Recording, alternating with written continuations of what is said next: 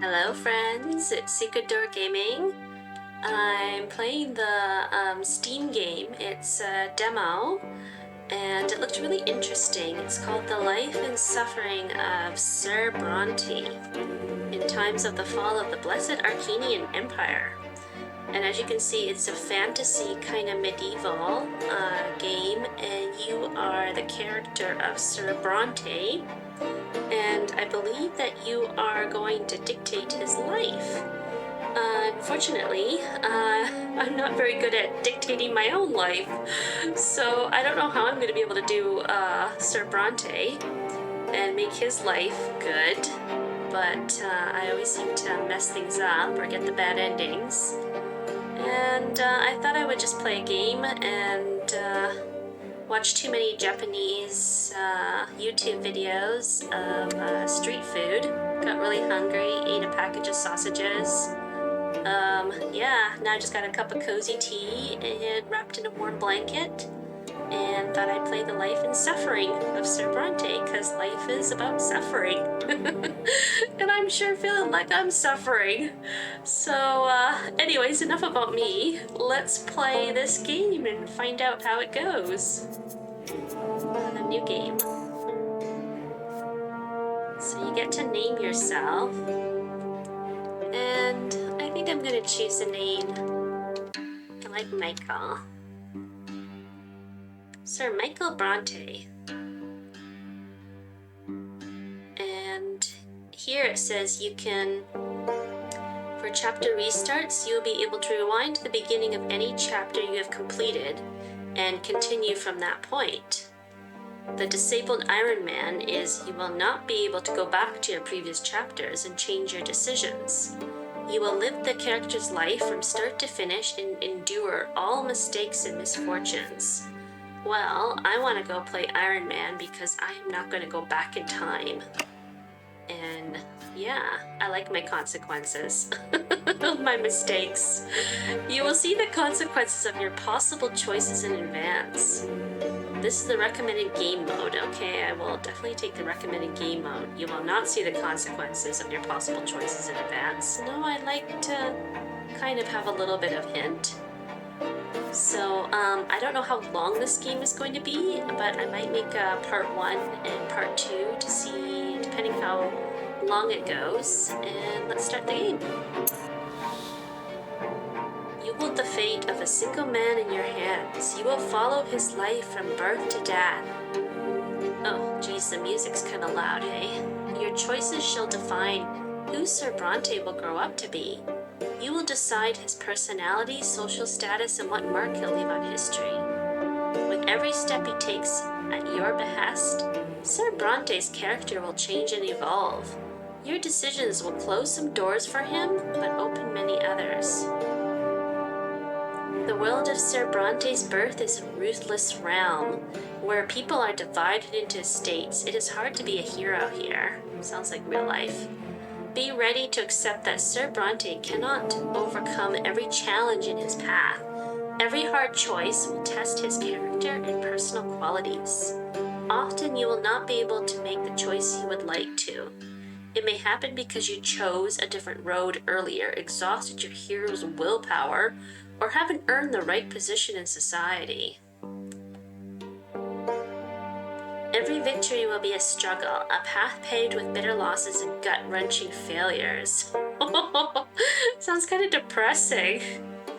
Accept the tragedy. This is how you will create a gripping and unique tale for your hero.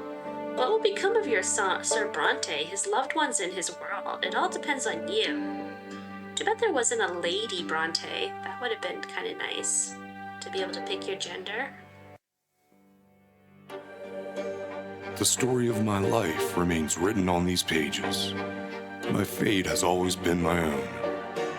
Every deed, every choice, and every person I met made me what I am. Could I have really taken a different path? Found a different calling? Altered the very course of history? And what price would I have to pay?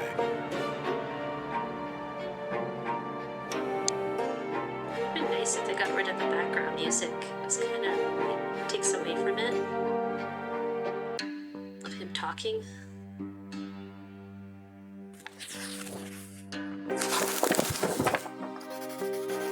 Your fingers... Okay, I guess I have to read now. Your fingers are stained with ink, your breathing grows ragged, your hands are shaking. Yet the words begin appearing on the page before you, one by one, clinging together to form a chronicle of your own life. Who are you, and how did you reach this end? I don't know. You were born, raised, and lived your entire life in the blessed Arcanian Empire. In this land, a man's destiny... I wonder if I can put that music down. It's very distracting. You were born, raised, and lived your entire life in the blessed Arcanian Empire. In this land, a man's destiny is predetermined at the moment of his birth. Whether human or Arcanian, nobleman, priest, or low-born commoner, all bend to the divine will of the twin gods. And each life is naught but a single cog in the universe's immeasurable machine. The memories come flooding back. They engulf you as a merciless wave, binding together days that are twice dead and gone. The dreams of your childhood, your adolescence, your youth spent in the capital, years of peace teeming with life and a war drenched in blood. High ranks and lowly deeds, opulent palaces, secretive city backstreets, fields of battle, and faces. So many faces of the people you held dear, the people who walked this road by your side. Such was your life, now all exposed by ink erupting onto the page. With every step you sought to change the world as you saw fit, the choices of your upbringing, the path you carved in your youth, the fruits of your struggle, the consequences of your sacrifice, all of it led you here to the end of your time. And every choice had a price. Now years and years later, the crossroads of your life echo in your memory, the pain and joy inextricably intermingled. Could you have taken a different path, chosen a different calling, found a different place in the world? You had the power to alter the very course of history. Now on the verge of death, you struggle with doubt, seeking answers to the last and most crucial question of all. Your life, of all the paths in life, why did you walk this one? Did you choose your own fate? Or was your life shaped by forces beyond your control? What determines a man's destiny? Sounds like a poem, like this part, what determines a man's destiny, sounds like a poem I read. Okay, oh, I guess I pick. Oh, I guess I choose. Interesting. The man himself. Your life has always been yours to live. You made your own destiny. The world around him. Your path was charted for you by the people, the age, and the society in which you lived. Your destiny was forged by a power greater than your own will. Destiny does not exist. Human life is an exercise in change. It is not governed by any laws. I kind of like this one, but I also am intrigued by a higher power, by these twin gods. Let's try this one. Maybe they'll have mercy upon me. Or maybe they won't. At the end of time, you put your hands together in silent prayer. Death is near and you're ready to step beyond the final threshold. Your life was not lived in vain. It was part of a greater design. Like it or not, we are all guided by forces beyond our ken. The same forces that shape the destinies of men and civilizations. I don't know what kin was. Kin. I think they're trying to go kin.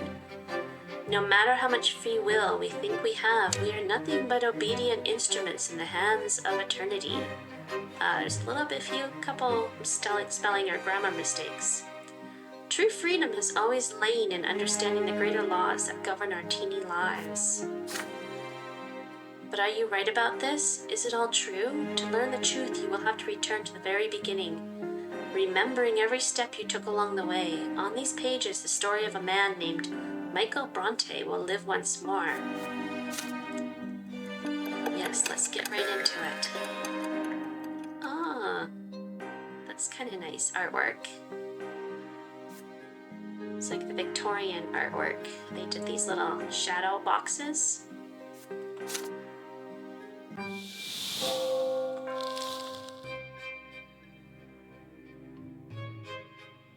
Childhood. Okay, what do I do?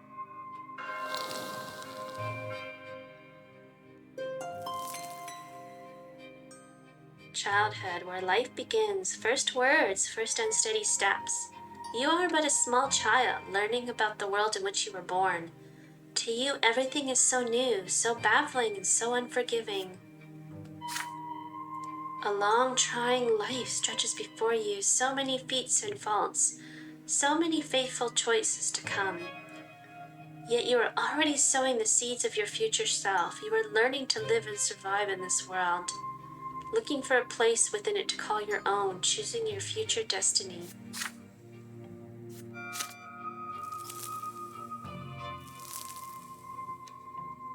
In chapters childhood, adolescence and youth, you will live through your hero's coming of age. You will shape the protagonist's personality, his qualities, and relationships. By the end of prologue, you will determine the state and future occupation of your hero. Only in adulthood will he start to influence the world around him, and even the ultimate fate of the Empire. Who will Michael Brante grow up to be? It's your call.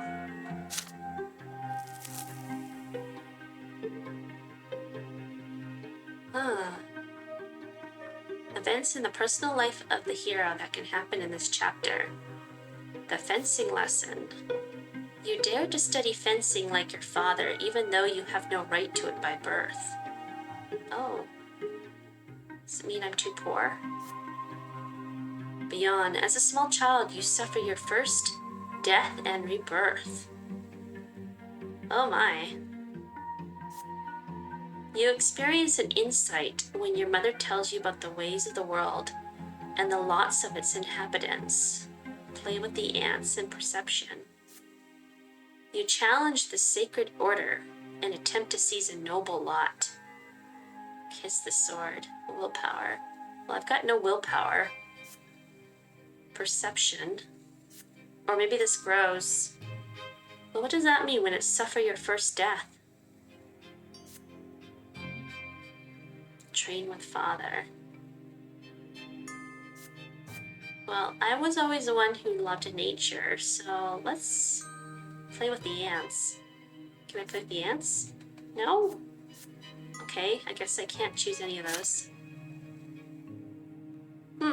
Your personal qualities at this age, they determine which choices you may take. Determination, I'm spineless. Perception, I'm inattentive.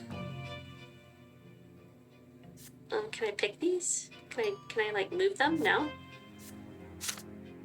Your inner strength and the number of lesser deaths that you have experienced. These qualities will stay with you for your entire life. Untouched by death. True death. What, I got like 4 lives? Destiny screen is now available. Personal screen is now available. House of Brante screen is now available. Family screen is now available. Okay. Okay, let's see what this means. Oh, look at that. There's my grandfather.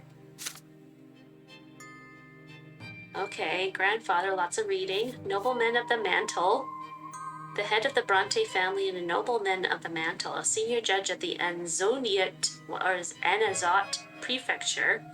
He was the first person in the family to get an education, and achieve a noble title.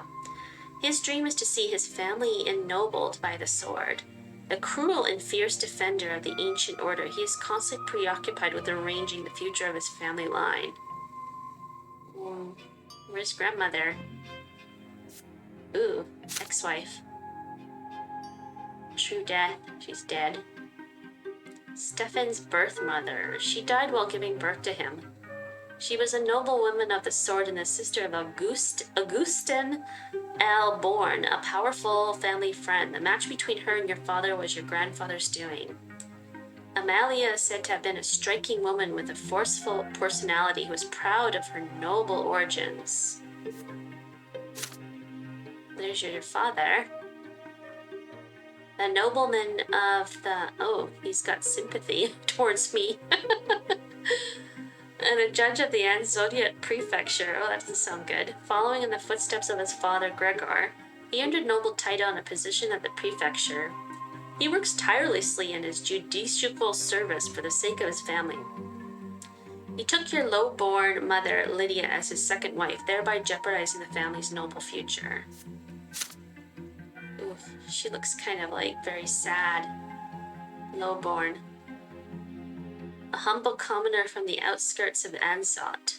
Neither her lowly origins nor the fact that your grandfather directly forbade the marriage stopped your father from taking her into his house. She now manages the household and raises Robert's children. Your mother is devoted to her faith and insists that her children observe their lots. He looks cocky.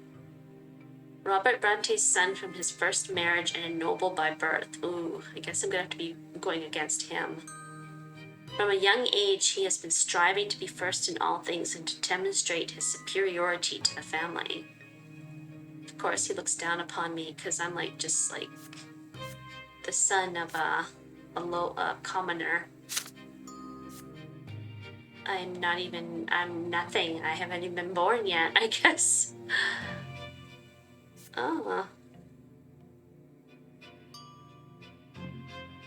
Okay. How do I go back? I want to go back. No, I don't want to. I want to go back to the family tree. Hang on. Oh, Gloria. Gloria, Gloria. Reminds me of that 80s song. Or 90s song. She's indifferent to me. The illegitimate daughter of your mother, Lydia. She has never met her real father. Oh dear. So she is she's worse than I am. Worse off than I am because she's she just came from Lydia and that was it. Her position in the family is precarious. Robert Brante has never acknowledged her as his own daughter. Your sister is a dreamer. She often has her head in the clouds and can act recklessly at times. She's a lowborn. Uh-oh. So, she would be my, stepsister. Not my sister.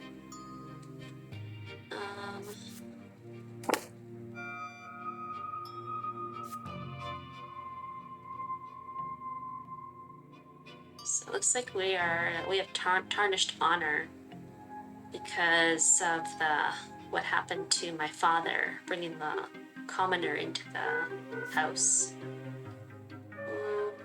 We've got moderate means, and that's kind of good. We have peace. So yeah, the heir is my brother. So I'm going to have to fight for that, of course.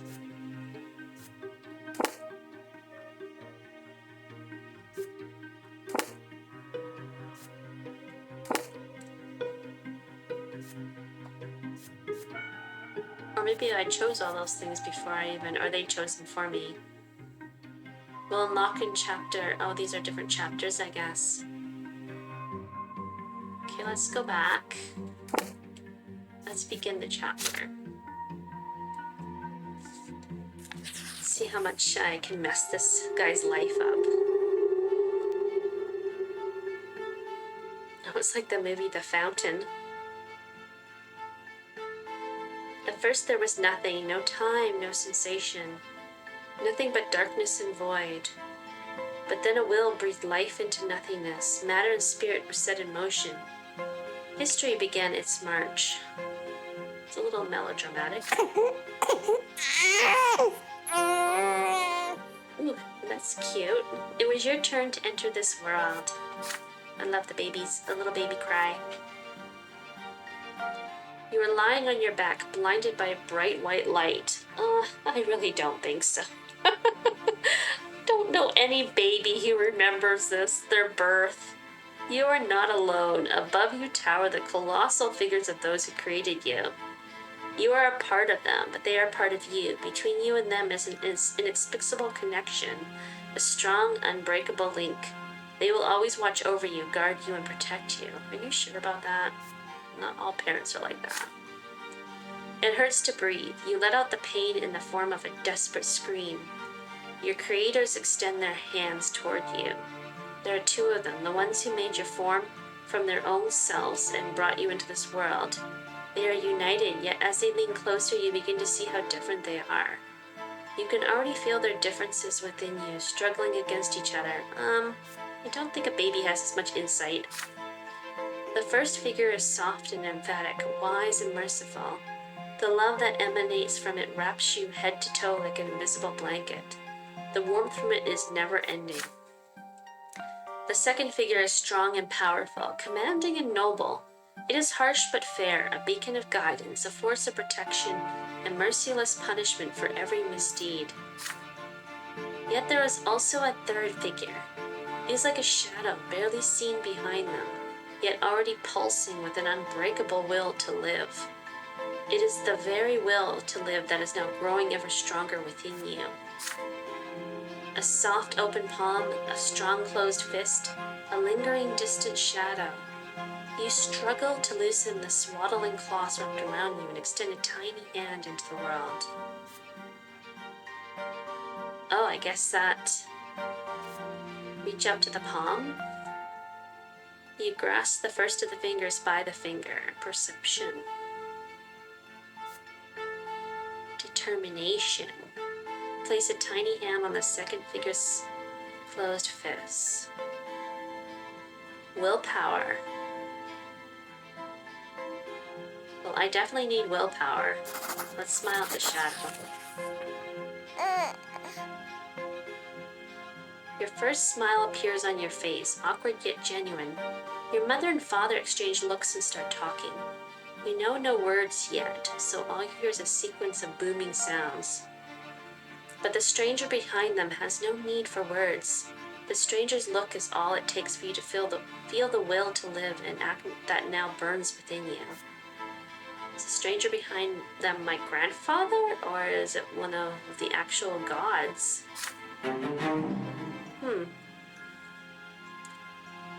Interesting. The shadow brings a finger to its lips as if to say, there, baby, don't cry. This is our secret now. And then the shadow melts into the light, full of power.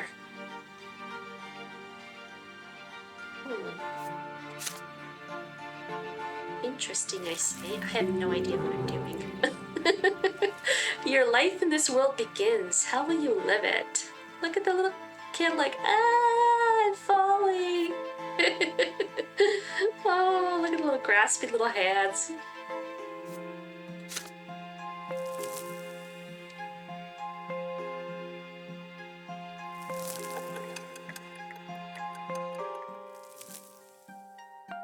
I do like the graphics and oh wow, those birds are loud. Hide and seek. As the days go by, you learn to tell your parents apart. You recognize father by his heavy breath and strong, cold hands. He visits you rarely. Hello there, little Michael Brante. Okay. Mother's tender voice, however, follows you day and night. My, you're growing so quickly, my child. There are two more children in the family named Stefan and Gloria. Gloria sings songs to you. She often dresses you in tight clothing and gently holds your hands as you learn to take your first steps. Stefan likes to sweep you up and pinch you and toss you into the air. Oh look, this is your brother and sister. Yeah, you're my little brother. We're gonna play together, but I'll always be in charge, 'cause you were born a commoner. Ooh, you're gonna get it, you little jerk. Some worms in your bed. Be quiet, you. He doesn't understand yet. Come on, baby Michael, let's go play in the yard. I like her better. It is hot outside. You grip your brother's hand with one hand and your sister's with another, as they help you walk down the giant stone stairs. Then you sit on the ground and start exploring the sparse blades of grass with your fingers. It tickles. In the sky far above and away from you is a gigantic pillar, a perfect straight stick made of light. It is so bright it hurts to look at it. Why are you staring at the shiny pillar? It's not going anywhere, you know. Hey, I want to play hide and seek. He's just a little baby. How's he gonna play? Then you hide him and I'll try to find both of you. You have no idea what they were talking about, but you support them with happy cooing. This is strange, but so exciting. Stefan and Gloria glance at each other, then your brother walks to a big tree, closes his eyes and starts shouting something. Gloria takes your hand and walks you through the yard. This is gonna be not a good thing. Your sister takes you behind some thick bushes by a tall wall. The light from that light stick on the horizon barely reaches here. You can't see home from this place. The ground is crawling with tiny black bugs. Gloria sits you down on the ground and puts a finger to her mouth for some reason. And then she's gone. Oh my goodness, she left me alone. I'm gonna get covered in ants, aren't I? You can no longer hear Stefan's voice. Gloria is nowhere to be seen. You feel colder. The bugs are no fun to play with. You've been sitting here for a long time, completely alone. Nobody checks on you. Did they forget about you? Did they abandon you? Cry loudly. Willpower. Find your way home. You get off and start crawling through the bushes to find your way back home. Sit there and wait. You start playing with leaves and twigs and little bugs. I was always the one to find my way home. Or try to at least. You get up on your feet, swaying a little bit. Carefully you take a first step, then lose your balance and plop down on the ground again. But you are determined. You get up again and keep walking in the direction Gloria went. You walk out of the bushes and further toward the wall of the house. And then the most tender and gentle hands in the whole world embrace you and pick you up. Mother has found you. There you are. She looks very sad, her eyes. Very old, already before her time. You lean on Mother's chest and hold on to her with your arms. You want her to know that you came here all by yourself without any help. She pats you on the head. Your brother and sister stand behind her, clearly feeling guilty. Gloria is in tears. Stefan is staring at his feet. Oh, I'm getting up a little bit past spineless, hopefully. Well, not really. You hug Mother tightly. She is here now.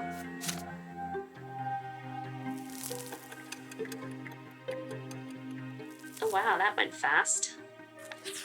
They grew up so fast, don't they? Just gonna have a drink of my tea here.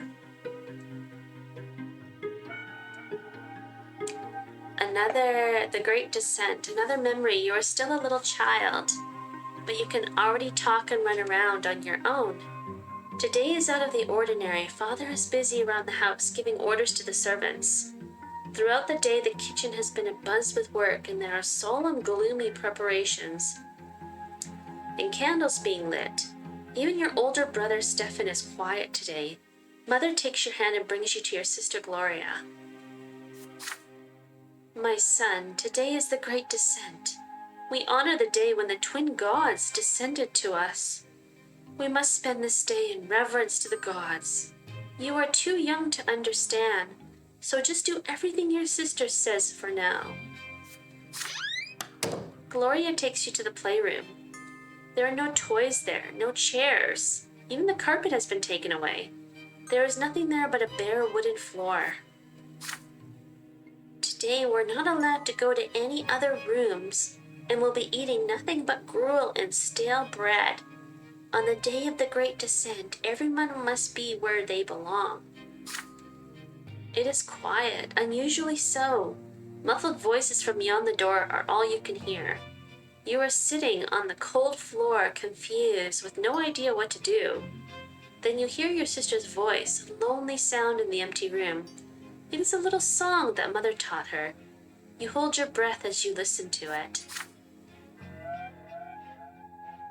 When the twins came down to earth, they brought lots for every birth. Let us count them, 1, 2, 3. The twins made them for you and me.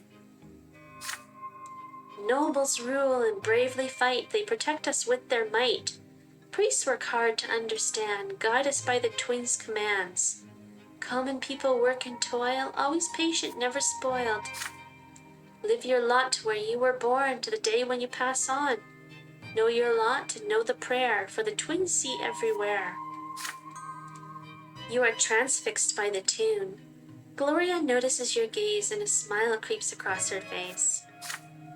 You like the rhyme, don't you, Michael? Do you know what it's all about? Look, there are 3 lots. They were brought to us by the twins when they descended to us from the shining pillar. Remember that pillar of light on the horizon? That's it. You can see the shining pillar anytime from anywhere in the world. If you follow your lot as you live, you'll reach the peak of the pillar, and if you don't, you'll get eternal torment at the foot. You and I are lowborn. Mom is a commoner, too. So the lot for you and me is to suffer and be patient and work hard, understand? The priests and the nobles have other lots. The nobles fight and rule over everybody. The priests, well, I'm not really sure what they do, but I guess they talk to the twins and then teach everybody. Gloria stares at you intently. Did you get it, silly? Then she shakes her head and keeps singing the song over and over again. Her voice transfixes you, drawing you in. The room starts to glow like the sky. From this light emerge 2 figures you have known ever since the moment of your birth. One of them embraces your sister's shoulder. The other stands guard behind her back. You watch this happening before your very eyes, unable to turn away. Gloria is swaying to the song, unaware of what is happening. She sings the final verses once more. Know your lot and know the prayer. You feel compelled by this divine sight to express yourself somehow. You feel words condensing within you from the light. But what will these words be? Finish the song properly. You join your sister and finish the song the same way you heard it. You shout words of your own instead of the last line of the song, determination, perception.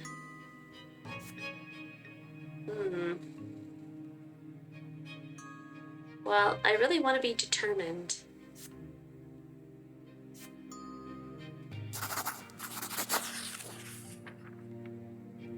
Know your lot and know the prayer. The lots are lies told everywhere.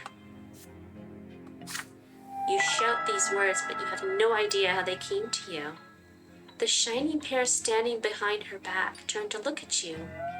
You can feel their gaze piercing you from top to bottom. When the moment passes, they melt into the dim light coming from the window. Now Gloria is staring at you. You see disappointment in her eyes. Michael, that's not the way the song ends.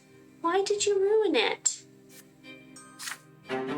You shrug, quite pleased with your cleverness. Well, it's true. You make your own lot. They're trying to rule Michael. Let's show them that we can become more than just a little commoner. Not that commoners are little.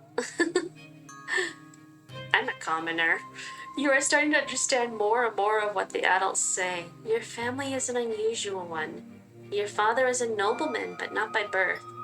His is a title earned through great service, but your mother is a low-born woman, a commoner.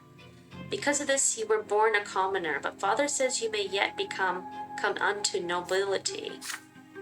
You learn to read at an early age. Together with mother, you read and learn by heart the many poems about the divine twins, the twin gods who reside upon the shining pillar.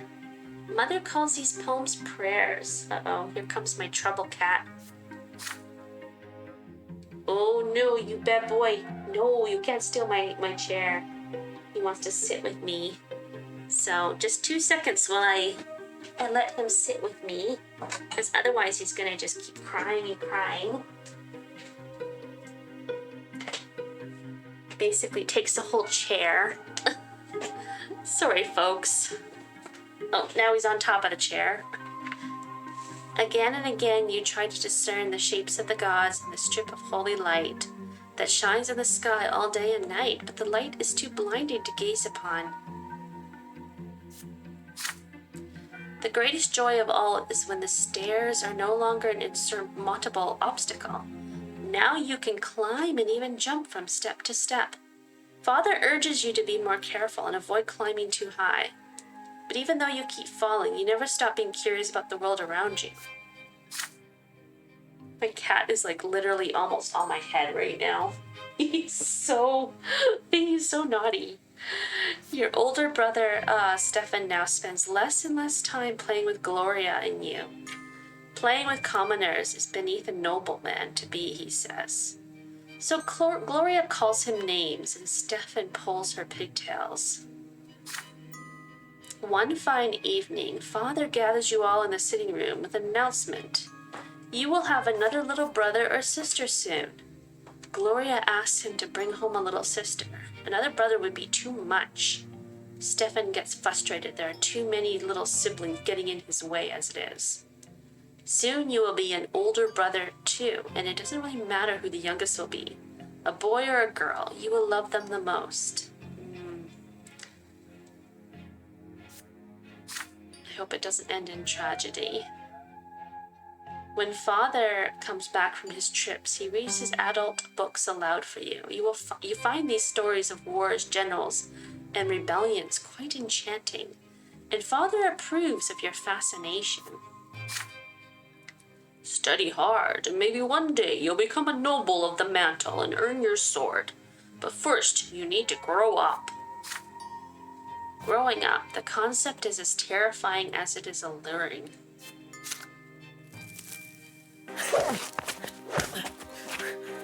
A lot of suffering. You keep staring at the carpet under your feet. You are both ashamed and proud, and it feels odd. A scratch on your hand stings a little. Stefan is standing next to you, sniffling from pain. Your brother was training in the yard with a wooden sword. You wanted to play with him, but he ended up getting angry and throwing the sword at you. The stick hit you in the shoulder. You picked it up and hit him with it. Ooh. You see Mother's shoes walking to and fro on the carpet. You do not want to look up. You would rather not see her angry. She's not as gentle to you these days. Why did you hurt Stefan, Michael? You stammer out an explanation. He hit you first. You just hit him back. How dare he pester me like that? When I grow up, I'm gonna hit you with a real sword. Ooh. Mother shushes you both and speaks to you again. Her voice is stern, and yet you can still feel her concern for you. Even if Stefan hits you, you cannot hit him back. You are my son, and I was born a commoner. Our lot is to suffer. But your brother was born from a noble father and a noble mother. His sacrament is coming soon, and then he'll rule over the likes of us. Well, he's not going to rule over me. If you hurt a noble, you must be punished. That is your lot, and the sooner you learn it, the better off our entire family will be. Now Stefan looks at you in triumph. You look up at Mother in fear, not sure what to do now. -5 is my willpower. If I take that one, she'll be grateful. And Stefan will like me more. I don't want Stefan to like me. Deny your guilt. You continue to insist that you are not guilty and you will not be punished no matter what. Determination. You demand that Mother explain why things are like this. Perception +1, now 0. Determination. I need to build my perception up.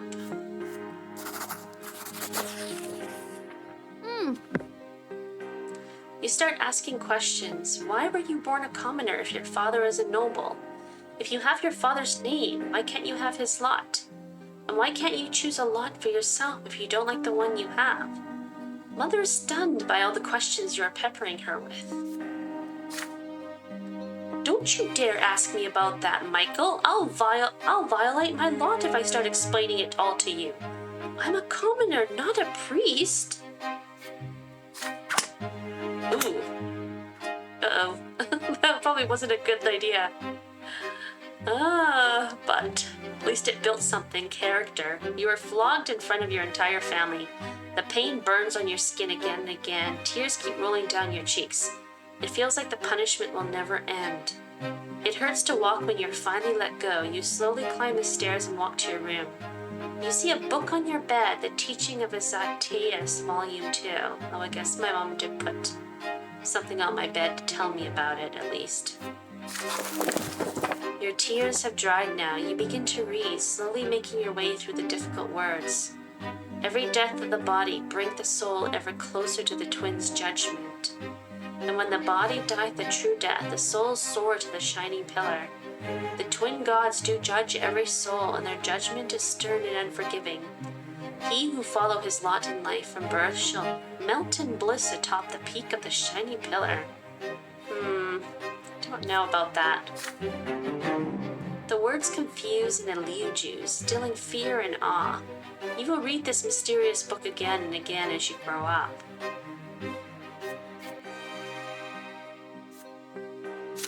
My perception went up.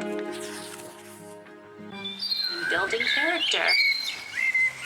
Mother Melcy stays in her chambers now. With every passing day she grows heavier, and her features get rounder.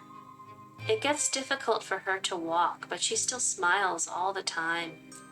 One day she takes your hands and puts them on her big belly, and you feel a movement deep inside her. You will have another brother or sister soon. Gloria takes you on walks to the yard now. You explore the yard together under the evening light of the pillar, and she sings you songs and tells you amazing stories. Hey Michael, do you want to hear a rhyme? I wrote it myself. There's even a bit about you, but don't tell anyone, okay? Writing poems and songs is only for nobles. If Mommy hears about it, I'll get flogged. What? Writing poems and songs is only for nobles? That's not very nice. The life of a commoner really sucks. Remember how you got flogged for hitting Stefan? Our judge is my second father. In the past I had another. Mother says the twins are great, says we should not fight our fate. Brother loves to jump around. Please don't fall down on the ground. See, I wrote a little rhyme. Please don't tell them it is mine. But today your sister is nowhere to be seen. She promised to take you to the old pond and show you the red frogs that live there, but then she vanished. The servants join you in your search. Even Mother leaves her chambers when she hears the commotion. Finally, you find Gloria in the far corner of the garden. She's holding a quill and sheets of paper covered in poetry. Mother becomes angry the moment she sees it. She looks through the poetry and her face grows dark with rage. Gloria is standing before her, wringing her hands and looking for an opportunity to run, but there seems to be no escape. She can't get angry. She's like so pregnant. We don't want her to lose the baby. What is this nonsense, Gloria? We talked about this. You were told to take care of your little brother. You are absolutely not allowed to entertain yourself with this writing. I can decide that for myself, Mom. No, you cannot. It has already been decided by the gods. And he's not a little brother anymore. He doesn't need a nanny. And I need some time alone to think for myself. I'm not hurting anyone. You are a commoner and a future wife. It's time you learn how to properly care for children. Had your disgraceful former father kept me in his house, you could have been born a noble. But that is not our fate, and you are absolutely forbidden from ever spoiling paper and wasting ink again. Mother grabs Gloria firmly by the hand and takes you both into the house. The scribbled sheets fly into the fireplace. Gloria sobs violently. You are a bystander to this scene, unsure of how to act. Complain about your sister? You complain to Mother about how Gloria often leaves you alone. I can't choose that one. Comfort your sister? Gloria is grateful. Willpower goes down? That's interesting. You retreat to your room without saying a word. Willpower another 10? That's weird.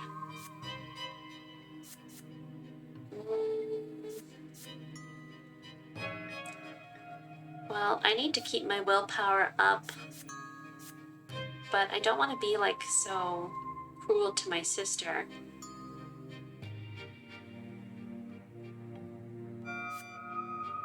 But,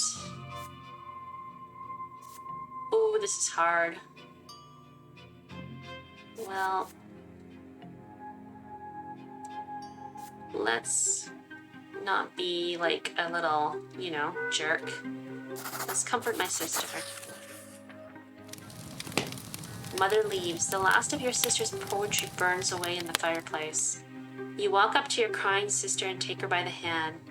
None of this is her fault, you say. What Mother did is wrong and far too harsh. Gloria sniffles before speaking. But I did leave you all alone. You're not mad at me, really? You nod in reassurance. Gloria embraces you. Michael, you're the best little brother in the world.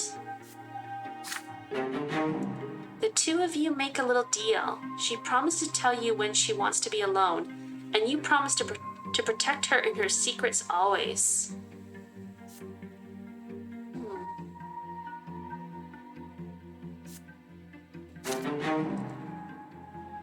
Oh, my willpower went down a bit. But I like my sister. I don't know if this is only going to play it through my childhood and then it ends. So far, I'm really liking this. Mother is in her armchair knitting woolen jackets, pants, and socks for the little one. The baby will need to be kept warm, she says. Father spends less time at home now. Mother says he's very busy with his important job. He is a judge, after all. One day you decide to ask Mother about Stefan and Gloria. How come they're brother and sister to you, but not siblings to each other? Well, my dear, I didn't give birth to Stefan, you see. He's the son of another mother, and Gloria is the daughter of another father. Come now, don't knit your brow like that. You'll understand when you're older. How is that even possible? You're all family, are you not? Several days later, Mother calls Stefan and Gloria to the sitting room. You sneak in after them. At first, Mother gets angry and asks you to leave, but then she relents. You are told to sit still, be quiet, and remember every word you hear. When you enter the temple, bow to the twins, first to the elder on the right and then to the younger on the left. Stefan, you're a nobleman to be, so walk along the side paved with marble, where the benches are. Gloria, you walk along the sharp side. Oh my goodness, that's terrible. It's like a caste system. When you're there, you must get down on your knees, each on your own side. Stefan, kiss the sword. Gloria, my daughter, they will strike you with the lash. Don't be afraid of it. Resign yourself to the suffering it brings. It is the blessing of your lot. What? Gloria doesn't like the idea of the lash. There's a tense feeling in your chest as well. You were told to remember this. Will the lash strike you too one day? On the next day, they take your brother and sister to the temple. You run towards them when they finally come back. The back of Gloria's dress is soaked with blood. She's hunched a bit, sobbing quietly. Stefan is putting on airs, acting prouder than ever. Nothing else looks different about them. It's like all is the same, and yet everything has changed. That's terrible. That's like child abuse. Each of them has accepted their lot. I'm not accepting my lot. Good. I do not like him at all.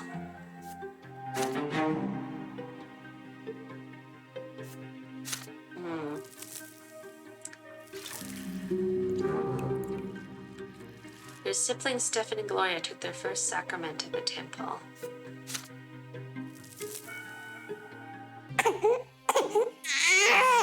You eye the little bundle in your father's arms with curiosity.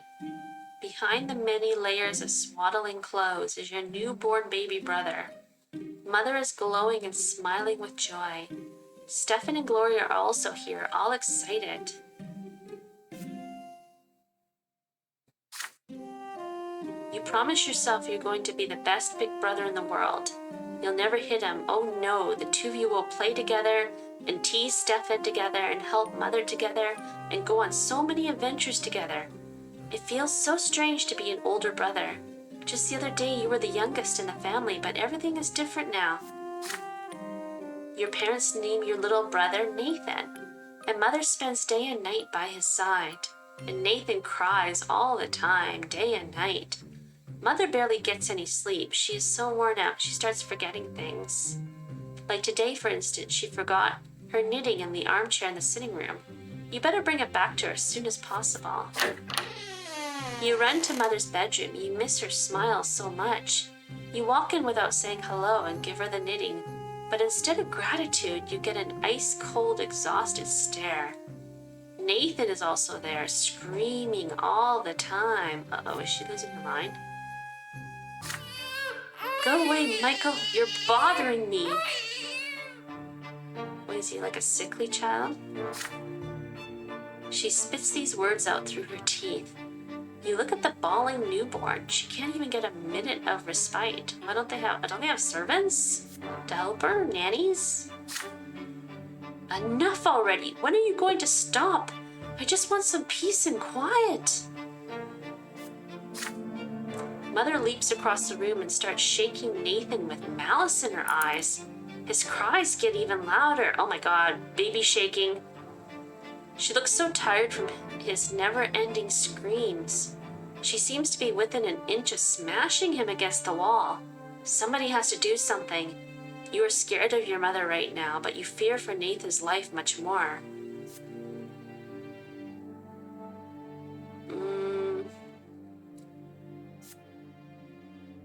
Okay, if I run there, she's probably gonna maybe shake the baby to death.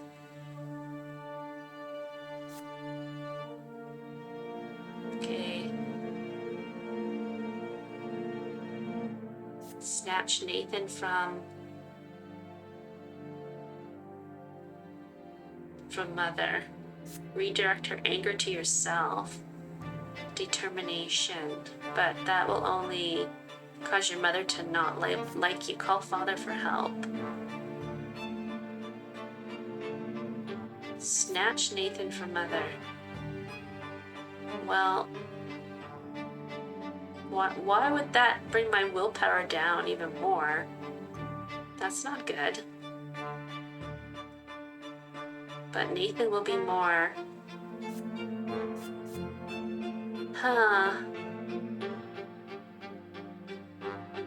That will bring up my determination. Call Father for help. Let's try that one. Uh-oh, it might have dire consequences. You run away to Father's study and stammer out a plea for help. Father gets up immediately and runs back with you.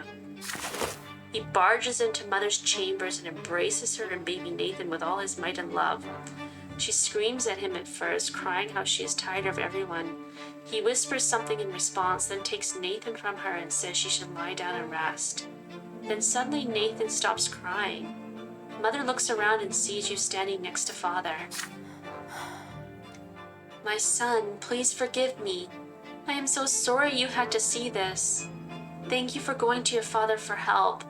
The twins know I didn't want to hurt anyone. Mother's face is covered in tears. Everything will be all right now. Father tells you can go. You leave in quiet joy as Mother calms down and Nathan falls asleep. Father won't let anything bad happen.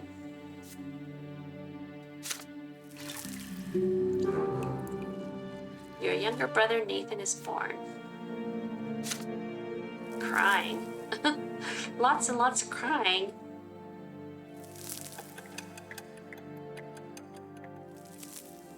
Strange you don't have any nannies or servants to help with that kind of thing. You wake up to Father's touch on your shoulder. He is finally back home after a long trip.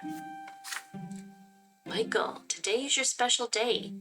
The day when you begin your studies. Now teachers will be coming to our home to teach you, and you must do everything they say. Be diligent in your studies, and you will grow closer to the nobleman's lot.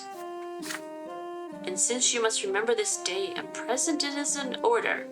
Lydia, get our little schoolboy dressed. I'm taking him to the market district. Stefan wants to come with you too, but Father shushes him sternly. This is your day. Your elder brother is hurt to hear this, but stays quiet. An open carriage takes the two of you through the dusty, noisy city streets, a pleasant wind tussling your hair. Your city is called Anazot, that you already know. It is one of the largest cities in the entire empire. There is a big shadow on the street. It comes from the white foliage of an enormous tree that spreads its branches all above the city. My son, did you know that silver tree grew from the blood of our God's own disciples? It has been growing here for hundreds of years, right in our city.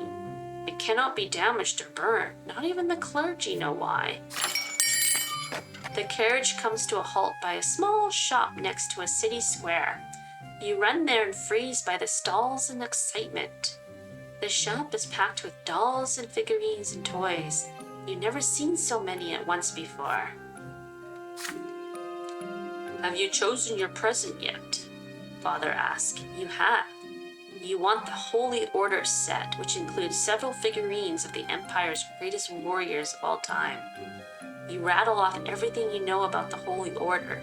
They were the ones who aided the Emperor's own forces in seizing the province of Magrier and storming our city. That's how we joined the Empire. Father nods in approval. Very well. War isn't your lot for now, but maybe these toy soldiers will teach you to think like a general. We will lead them into battle and study military strategy. Go ahead, take your present.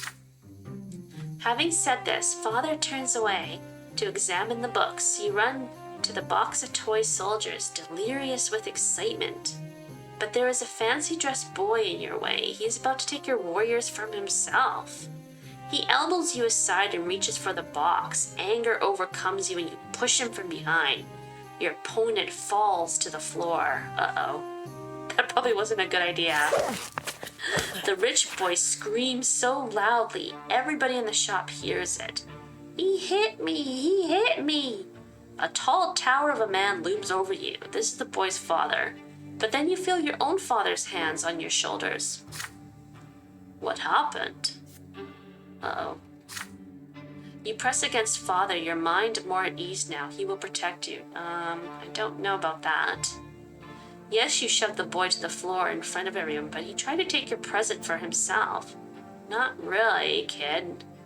He was in front of you and had the present before you. Father turns you around to face him when he hears these words. Is this true, Michael? Did you strike the son of a nobleman?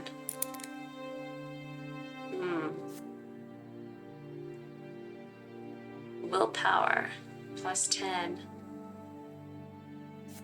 You tell Father that you repaid the pundit boy in kind.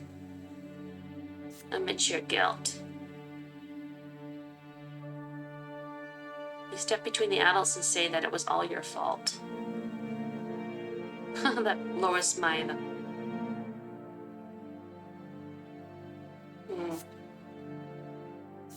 Well, I'm gonna tell him the truth. This is not gonna go well for me. Oh yeah, look at that guy. He's like, get him flogged. Off with his head. It isn't fair to blame you without letting you speak too. You didn't want to shove that stupid boy. He was the one who shoved you first. But the angry nobleman, the boy's father, will not let you finish. Nobody cares a whit for your so-called truth. Little low burn, the law is the law and your punishment is due. Your father nods in agreement to these words, no matter how sad they may make him. They laid you and the nobleman's son out of the shop. You were told to bow to him and show humility. A bad feeling sends a shiver down your spine. With a satisfied grin on his face, the boy swings his arm and slaps you on the cheek. He strikes you again and again. What? Enough. He got what he deserved. We're leaving. Get out of our way. Your head is swimming from the heavy blows. You return to your senses back in your bed with servants treating your face. Father stays by your side all day. The morning after, you find a little box on your bed with the tin soldiers of the holy orders inside. You paid dearly for your stubbornness. Yes, but it brought up my determination. Built character. I'm going to be a general one day. Lead an army and destroy them all. All these noble lots. These mean people. Today, Father ordered... Oh, I sound kind of bloodthirsty. Sorry about that. Today, Father ordered the dinner table to be brought out into the yard. For the first time in months, he's home, outside of the confines of his always locked study. He spent the entire day playing with Nathan and you, discussing various matters with Stefan, now an adolescent, and walking in the garden, and now a dinner under the open sky. Your entire family gathers together with Father at the head of the table, smiling. He asks each of you about your studies. Nathan climbs up on his knee and recites a counting rhyme in a funny sing-song voice. Stefan mentions that his fencing teacher praised his accomplishments. He rises from the table together with Father to show his skill in a practice duel. Next comes Gloria's turn. She stands on her chair and recites a lengthy prayer by heart. Mother showers your sister with praise. Father chuckles quietly, hiding a smile in his mustache. When your turn comes, you recite all the ranks in the Legion, from common soldier to high commander. Stefan listens to you with a skeptical look on his face. Yeah, he knows. He knows. I'm gonna be a high commander. Night slowly falls, but the servants ensure that the yard is well illuminated. You don't feel cold in the dust tonight. It feels good, yet so important. All of you are finally together, sitting at the same table. No fighting, just smiles. No arguing, just pleasant small talk. Then a servant approaches Father with a letter in his hand. He reads it in the dim light, and each line gradually washes a smile off Father's face until only a stone-cold mask remains. Mother looks at Father with an unspoken question in her eyes. Gregor Brante is coming back to Anazot. That's his father. He is the head of our family, my father.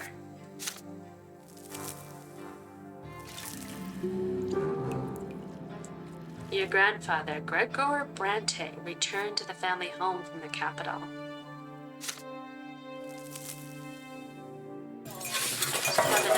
Quite a team.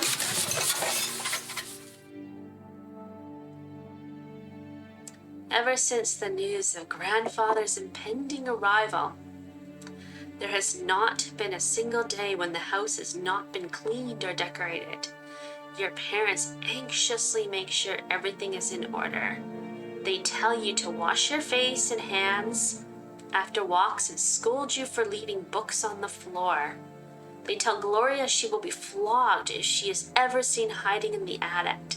They make Stefan stay in his room. Even baby Nathan gets in trouble. Everyone is on edge. Then one day grandfather arrives. It is a grim day, so hot your neck is sticky with sweat. Father, Mother, Stefan, Gloria, you and Nathan, the entire Brante family, stands on the porch in front of the house. The house servants lined up behind you. The carriage arrives and out steps a tall, gaunt old man with a heavy walking stick and heavier gaze. You cringe instinctively. Good health to you, Father. Children, greet your grandfather as you have been taught. Still trying to look like a real nobleman, are you? You can't fool me, Robert. I was the first of the Brante family to be ennobled by the mantle, and I am the only one who remembers how to bear this burden properly. I live honorably by my lot. Your marriage to that low-born wench cut us off from ever becoming nobles of the sword. my progeny could have been born bearing noble blood. Father, I beg you, this is not the place. Grandfather eyes him with scorn and walks into the house, the entire family following close behind him. I have been away far too long. The entire house is a mess. This is an insult. How can you live in such a pigsty, Robert? The servants have grown far too lazy, all thanks to your commoner of a wife.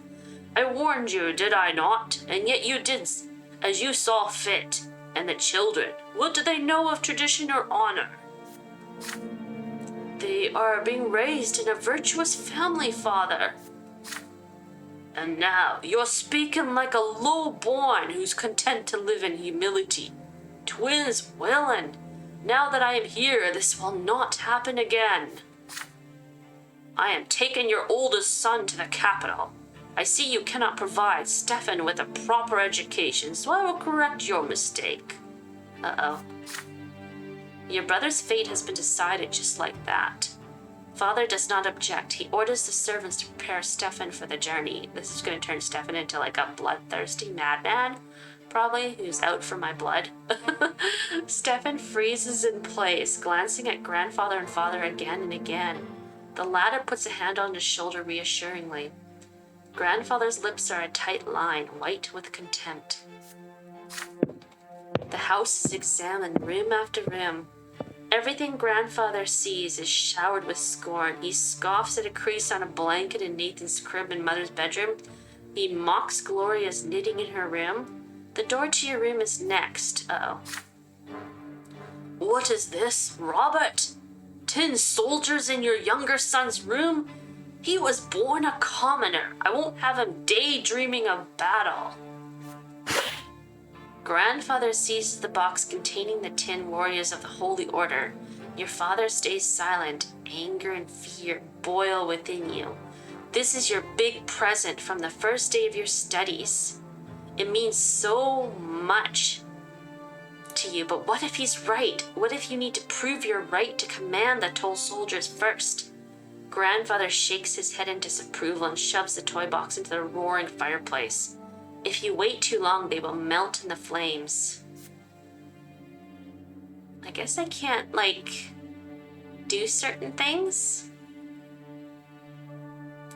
Watch them melt.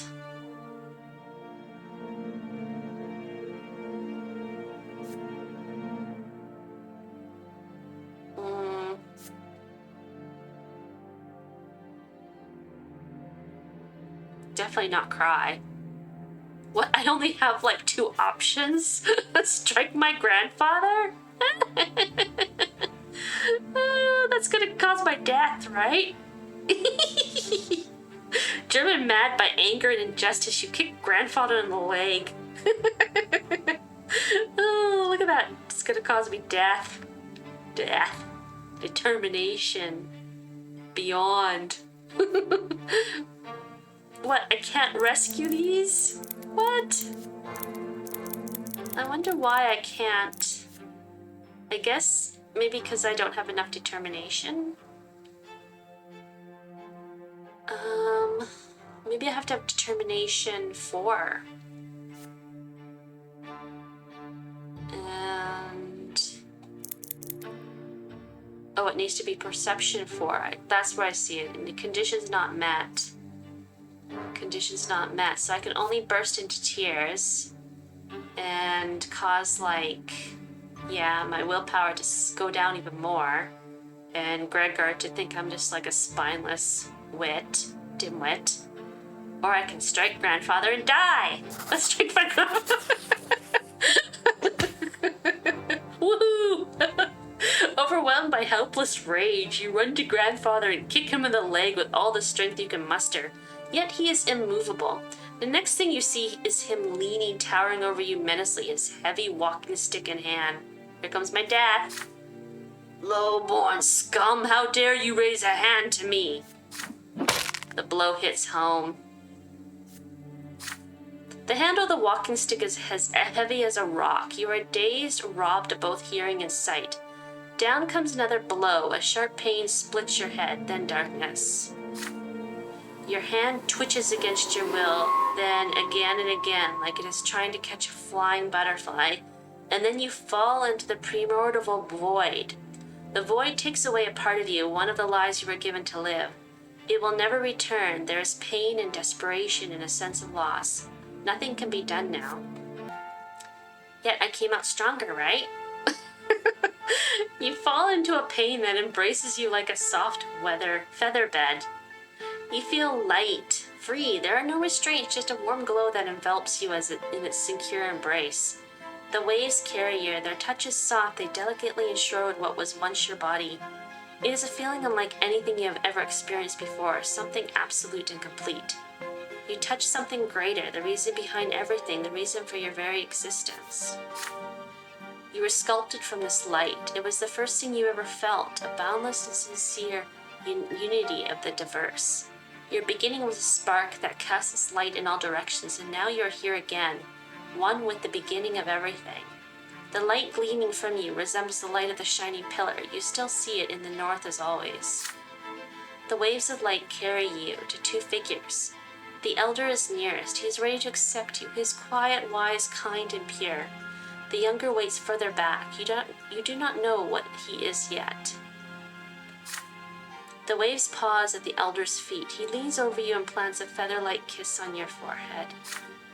The kiss spreads all over you. You are filled with unparalleled delight and bliss. You exist. You are unique. There is no one else like you. They know this and they love you.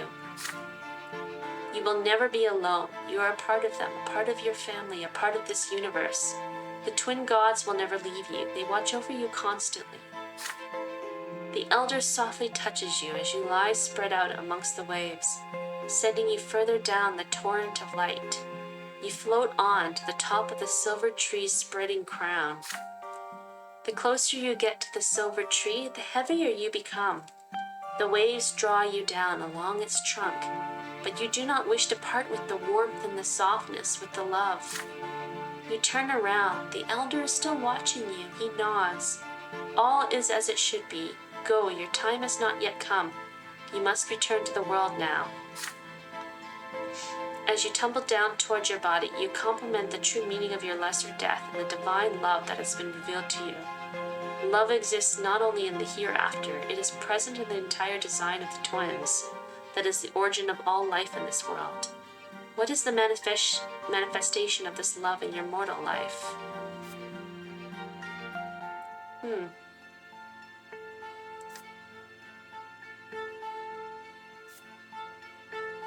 Okay, if I choose Empire, by creating the Empire, the twin gods cared for all living creatures. The Empire is the only thing that gives us a place in the world and a connection to others. It is an enormous family made for people by the gods. Lot. The gods gave you a clear mission in this world, thus gifting you your very being. This is the manifestation of their love for you and all living things. Family. Love always lives in kindred blood. You share the miracle of life in the universe with your kin. Your family is what you are given upon being born and what you leave behind when you depart. The love the gods cause have for you is so great that they will allow you to change the world they have created, to influence it with your deeds. Whatever your mission is, it is proof of the twin gods' love for you. Yourself. What could be a stronger manifestation of love than your very existence? Your every emotion, every thought, every action exists by virtue of the love which the twin gods created you. You do not find the answer you seek. Let's choose cause. A sudden comprehension of the love from which the entire world is imbued illuminates your mind, but then it fades away and vanishes. You agree in the sensation of your flesh. It is heavy and unwieldy. It lacks that lightness, that light. It is a burden. It is smothering you. You gasp for air. Your chest expands painfully. You feel as though your lungs are about to burst. The stagnant odor of the crept fills them, revolting but so real. You are back. Then you smell a sickly, moist smell. You feel dampness all around you. You come back to your senses in the gloom of the family crypt, lying flat on a stone slab. Your parents are on their way to the crypt right now. You hear their muffled voices. They are arguing, and against all rules, mother will not agree with father. Why would Sir Gregor do this? He just took one of our child's lives. Lydia, my father is our family's head, and the boy raised a hand to him. There was nothing we could do, and father did admit that he was too hard on him. Please, do not anger Sir Gregor. You need to accept this. It will never happen to any of our children ever again. Their voices grow quiet as they lean over you. You lean on your elbows to try and get up from the stone. Mother gingerly wraps her cloak over your naked body as you shiver from the cold. My son, your first death came far too soon. I know it may be difficult to realize what happened, but know this, the twin gods are ever merciful. You are a child, and your time to leave for the hereafter has not yet come.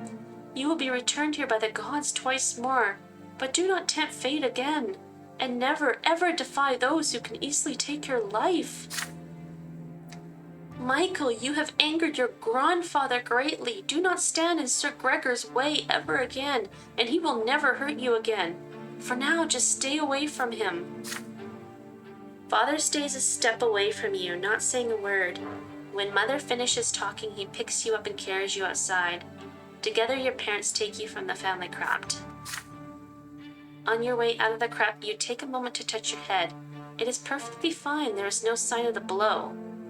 Back home, Grandfather is still walking through the house examining the rooms. You can see that Stefan and Gloria are disturbed by what had just happened. Nathan starts crying when he sees you. The playroom still reeks of burnt paint. There's something new about you now, a pitch black strip on your left arm. It looks like a strange bit of dirt at first, but will not wash off.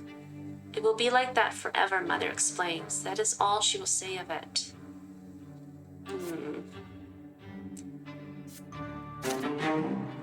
Died once. Already died. Oh, I told you I wasn't good at these kind of games. Oh my goodness.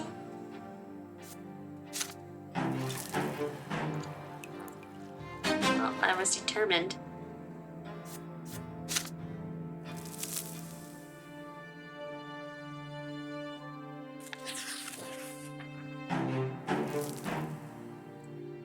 Father's sword. This event is a consequence of your previous actions. Determination. Oh, does that mean like maybe I'm gonna be able to pick up the sword? When Father is not working long hours, you often see him spending long stretches of time in the backyard practicing his fencing. You are allowed to watch, but that is it. You are forbidden from touching the sword, let alone actually learning how to fight with it. It is a new day today, and Father has been busy in his studies since early morning. Mother took Gloria and Nathan to the shops. Your studies are done for today. The house is empty. You spot Father's sword hanging by the yard door. He must have left it there by accident after a training session. You deliberate at first, then grab the sword with resolve and run outside. At last, you have a chance to see it up close. It is a small sword used for dueling, heavy and devoid of any ornamentation. You recall that it was made specifically for him. Oh my goodness. Am I about to suffer my second death already? I'm still a child and it's like, boom boom. I'm so unruly. The weapon is difficult to handle. Its heft makes the palm of your hand shake. As you get used to it, you try your best to intimidate Father's fiance. Your technique leaves much to be desired, but at least it's something. You imagine yourself fighting for the family's honor as a thin blade slices through the air. You would have been better with a stick, dude, not your dad's own sword. Oh no, Gregor's gonna see you. You're gonna be in so much trouble. This time you're probably gonna be like...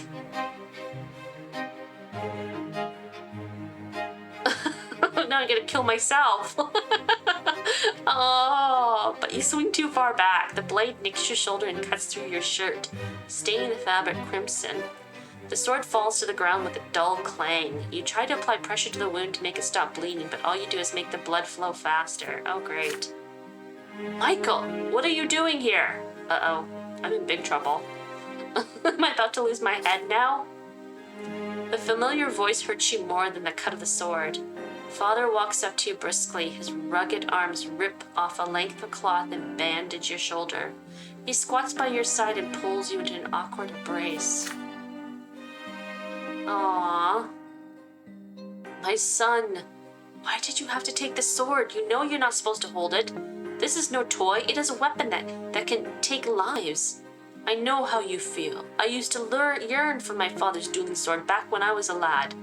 One day you might have a chance to earn the right to carry a weapon, but first you must have patience and study and become a noble. When that day comes, I will be proud to teach you myself, but it'll be too late. I'll be too old.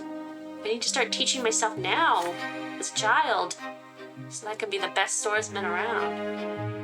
You rarely spend time with Father without someone else around. There is parental love in his voice, so much that even the cut on your shoulder barely hurts now. You would be glad to be convinced of what he says, but how can you forget your dream? How can you abandon it just to earn Father's approval? Is it right for him to ask so much of you?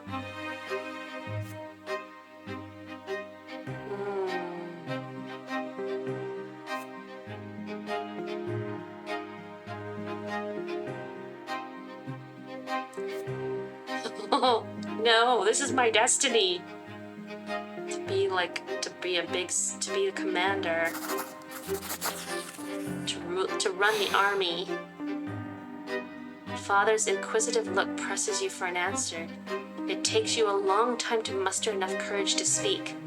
You beg him to teach you how to fight, at least the very basics.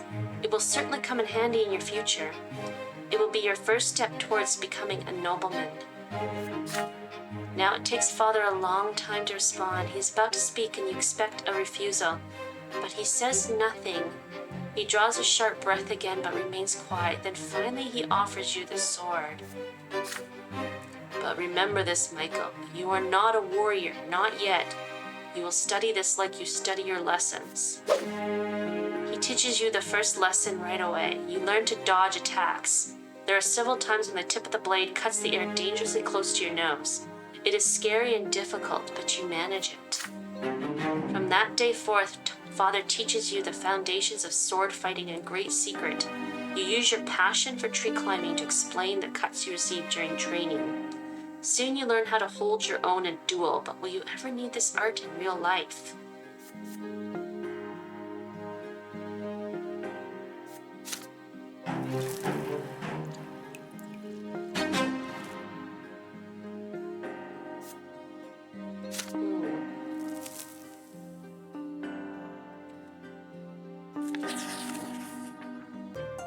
Is this gonna get me in trouble?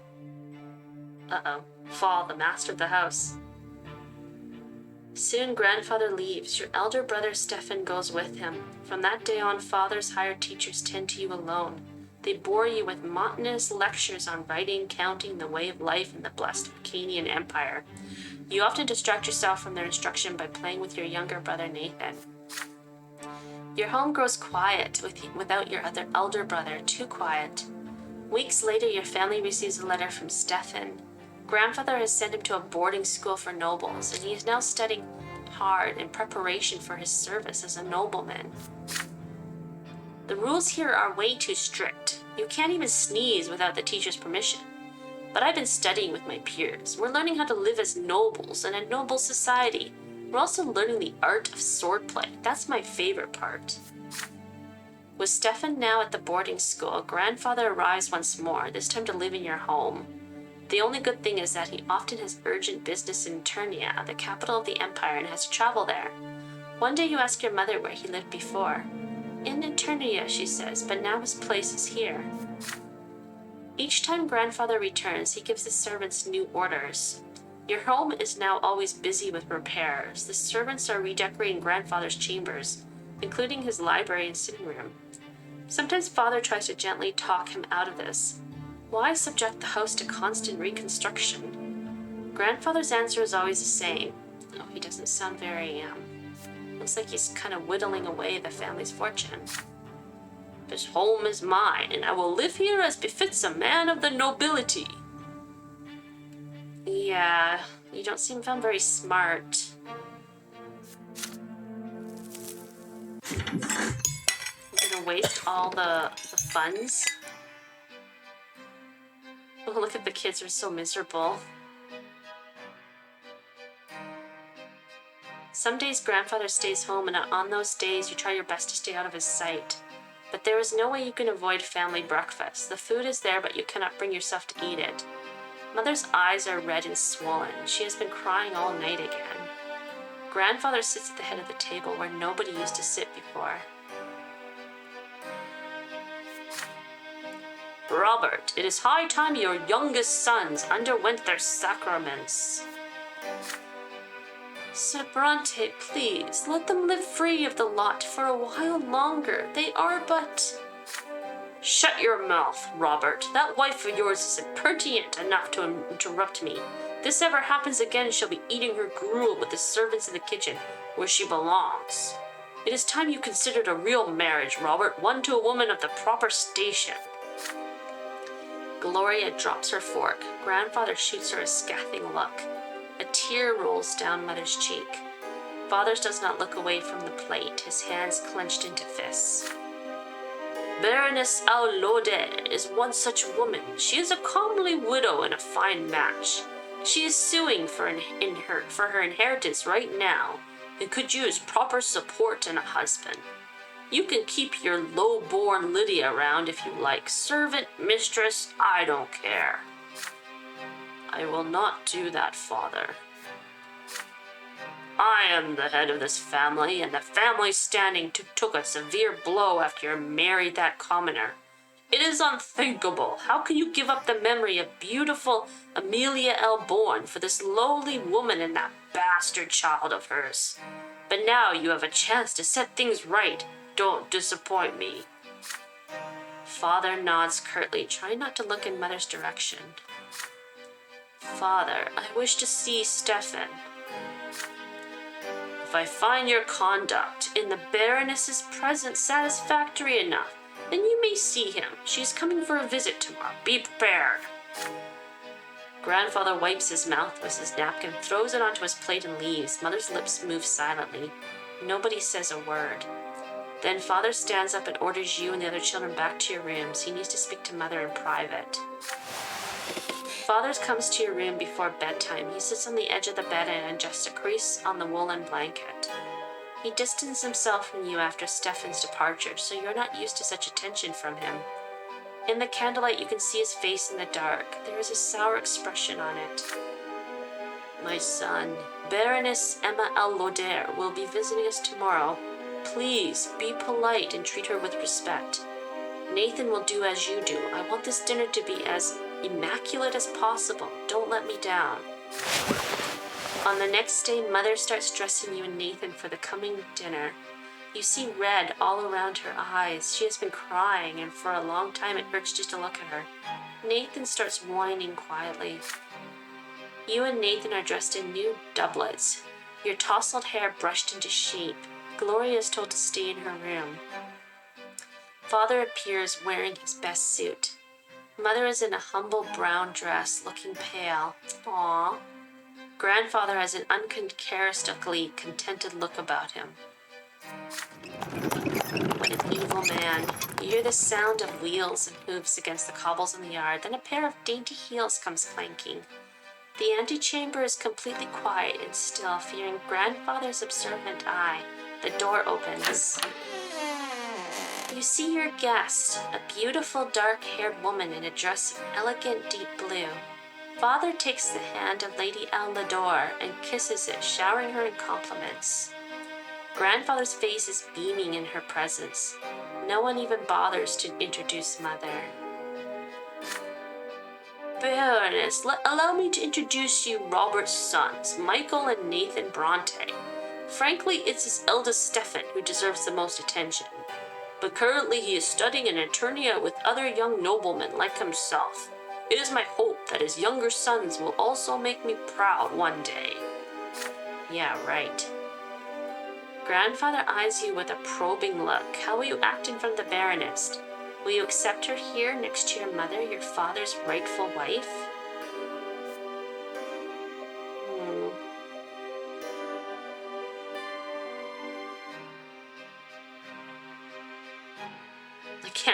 choose that one.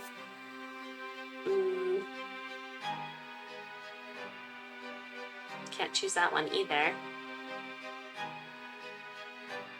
Walk away with mother. Ooh.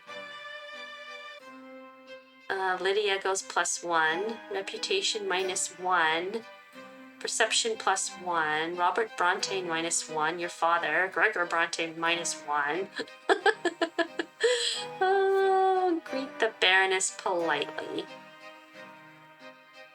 Well, sorry, mother, but, you know.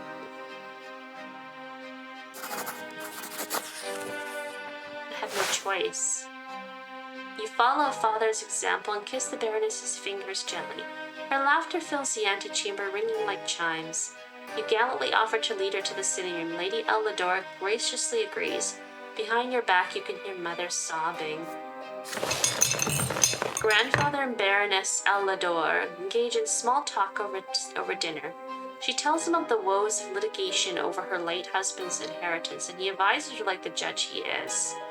Father is mostly silent, only getting in a word or two. You do your absolute best to behave yourself. At the decorous farewells to Lady Ellador, Father quietly thanks you for your model behavior. The morning after he leaves for Eterna with Grandfather to visit Stefan, Mother spends almost an entire day in her bedroom.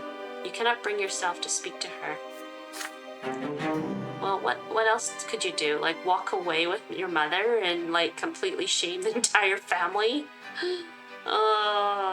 Sorry. Father returns from the capital in a quiet rage. You overhear your parents talking. Apparently, Grandfather has already poisoned Stefan's mind against him, and he greeted Father with cold hostility.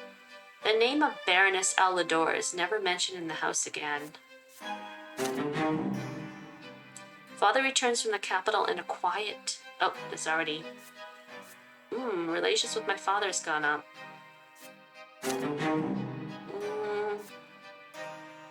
He's gone up one too, also. Oh, unity I've gone down with love a bit. Uh-oh. Reputation I've gone up.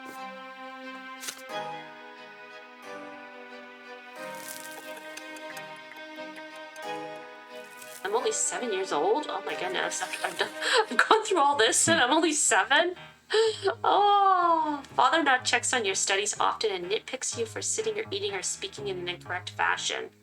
Once he becomes so annoyed, he says that he wishes Stefan had been the one to stay home instead of you. You never expected to hear these words from your father, of all people. Grandfather's trip to the capital took longer than expected. It feels lighter around the house without his presence. You allow yourself a little change of scenery. Instead of your room, you now busy yourself with reading and calculations in the sitting room, across from the open door to the yard. Gloria has joined you today. She has already helped you progress through several complex passages in the book. Right now, she seems preoccupied with a strange tube. Aren't you hurt by the way Grandfather treats you, you ask? Gloria just shrugs. Grandfather always says they should get rid of me. I'm used to it now. He hurts you a lot worse because you're closer to him. I just have to stay out of his way. That's it. She shows you the strange tube she has been holding all day. Look, it's a kaleidoscope. I got it as a gift. Want to see inside? Excited by the idea, you close the book and peer into the tiny hole on one end of the tube. Your eyes see a multitude of intricate patterns. Each turn of the tube reveals a new web of interwoven colors. They mesmerize you. The kaleidoscope turns the fire burning in the fireplace into a cavalry made of flames. You are riding at the front of the fiery horseman, ready to face the enemy.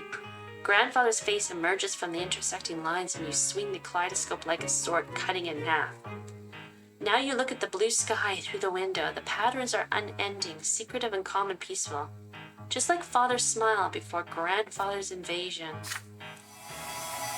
The deep blue gives way to a scattering of gold, radiating gentle warmth like Mother's arms.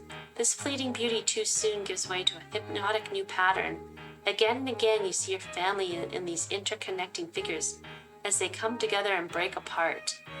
And in the middle of this golden glow, you see Gloria's green eyes gazing at you observantly. Your sister left you long ago. The books are abandoned and time slips away unchecked, but you are still busy peering into the kaleidoscope. Order emerges from the chaos before your eyes again and again, but you cannot preserve it no matter how hard you try. You are caught in an inner conflict. There is so much that can be done with this kaleidoscope. Should you take it apart, or ask Gloria how it works, or keep enjoying the patterns it shows you? But you still have lessons to do today. What, am I so, stupid I can't do anything else anymore? Oh no. Boy, this game's a little harder than I thought.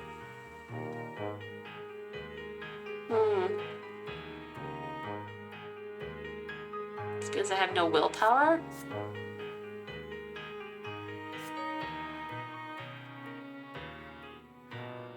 Well, I guess I'll keep playing with this kaleidoscope. I have no other abilities to do.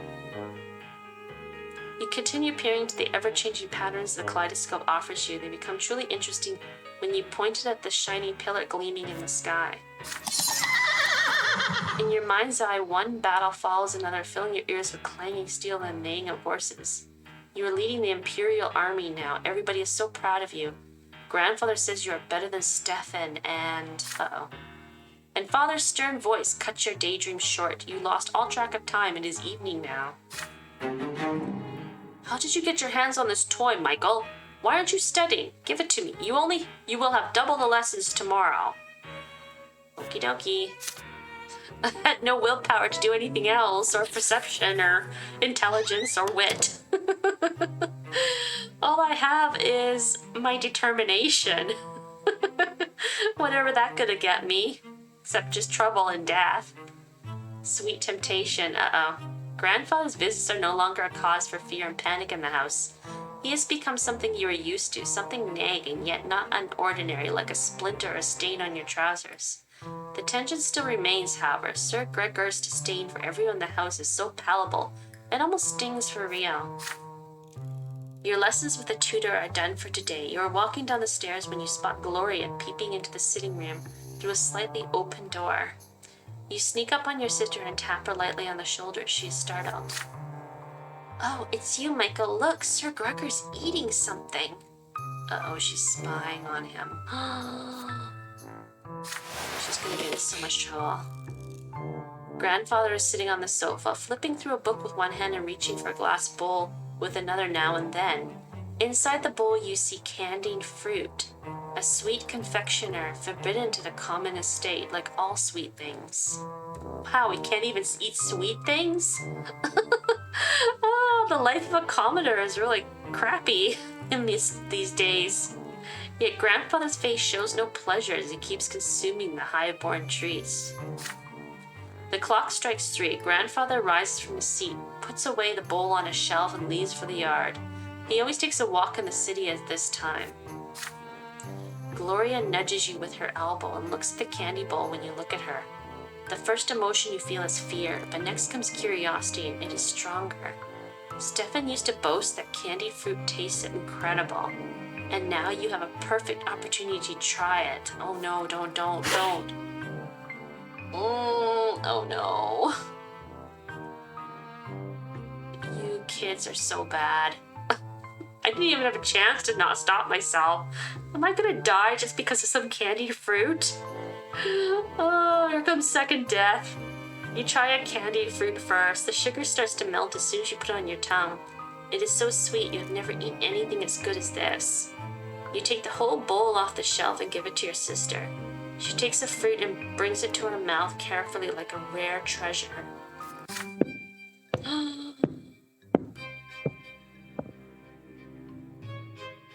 Oh no.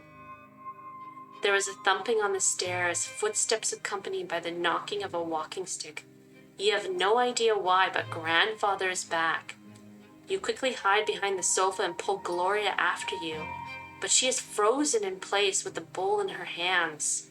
The door opens. Grandfather's menacing figure advances on Gloria. His hand seizes her arm. Oh. Well, she did, she was kind of the one who brought me into this trouble. It was her fault, so. You squalid, ungrateful, low-born child. How dare you bite the hand that feeds you? You and your trollop of a mother would be sleeping in a ditch if it weren't for my spineless son. The sweet and pleasant things in life are for the noble estate, not for the likes of you. Did you forget your lot? His hand swings and hits Gloria on the cheek. She falls to the floor right next to where you are hidden. Her fingers glisten with the warm melted sugar that brought you here. Grandfather advances again, his walking stick ready, but then he sees you huddling behind the armchair. Oh, great, now I'm in trouble too. Here comes the whipping. Please, don't hurt him, Sir Brante. This is all my fault. He tried to stop me. You can already see a bruise on Gloria's cheek. This is only the beginning of her punishment. Gloria was caught red-handed, unlike you. You can still avoid your punishment. What is it then, milksop? Did you try the sugar too? Or were you just trying to stop this piece of filth like she says? Gloria is grateful? -1. Gloria +1, now 2. Determination. Gloria -1, now 2. Willpower +5. Tell the truth. Perception +1. Willpower -5. Gregor Brante +1. No. Tell the truth. Actually, it gives Gregor goes up. That's weird. That's interesting. Tell the truth.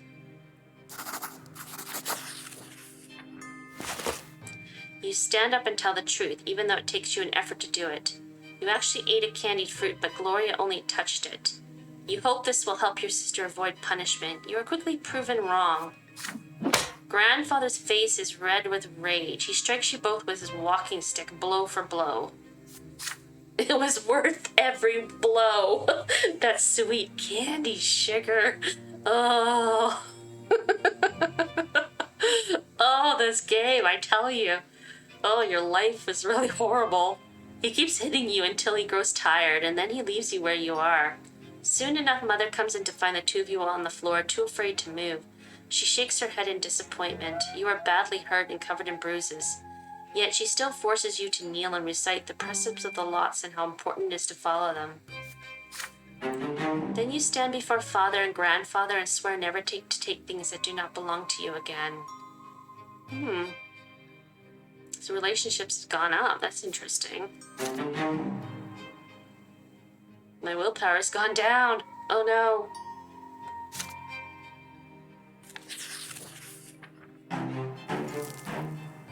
This event is a consequence of your previous actions. What, is it going to be worse? It can't be any worse than it is now. The ant farm. Your younger brother Nathan is growing. Mother spends more time with the rest of the family now. You help her and play with your brother and take care of him when she asks. You often go to Mother's room to sit at the foot of her bed after Nathan falls asleep. She reads you the sacred books and asks you about the things you learned that day. During these moments, you see the world through her eyes as well. One day, the door of your room opens and she brings in a large box covered with a piece of cloth. It is rare for you to see her so overjoyed. She sets the box on the floor and removes the cloth. The box under the cloth is made of glass and has a wooden base. Inside, you see a layer of earth shaped into carefully crafted passages, and these passages are full of hard-working ants. Michael, this is my gift to you, an ant farm. What? You gave me an ant farm? It's a little world in a small box so you can watch them through the glass. Look, this is the queen ant. She is the reason all these little ants were born. Don't think that's a good idea, lady, giving me an ant farm. I'm a very destructive child. There's only going to become doom and gloom out of this. You sit by the box together, you hold your breath as you watch the ant colony at work. There turns out to be a method to the ants' chaotic movements. Every single one of them has a task to perform. Some of them have larger mandibles. They are the protectors of the colony. They can draw blood from your finger. Others work all around the colony, repairing the walls and clearing any debris from the passages. There are also workers who collect food you put in a special tray. Leaves, bits of meat, maggots, and bring it to the rest of the colony. You take a worker ant and put it right next to the food. However, the insect has no interest in it. It starts circling around the tray aimlessly. Mother takes the stray ant and puts it back where it belongs. Why did you do that, my son? The ants cannot do what they weren't born to do. Each of them was born for their own job. Oh, right. So this is like a learning thing. You're trying to teach me like I'm no better than just a worker ant. I'll never become anything more than a worker ant. You shake your head slowly. If only the ants could do whatever you wanted them to. This is your gift now, so they belong to you. Or maybe Mother's presence is the reason they won't obey you.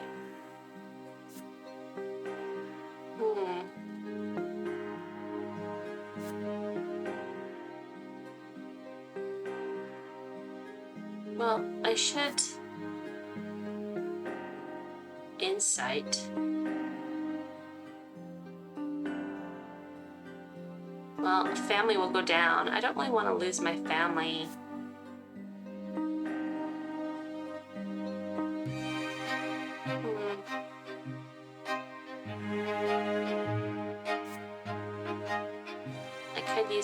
I could use some more like perception.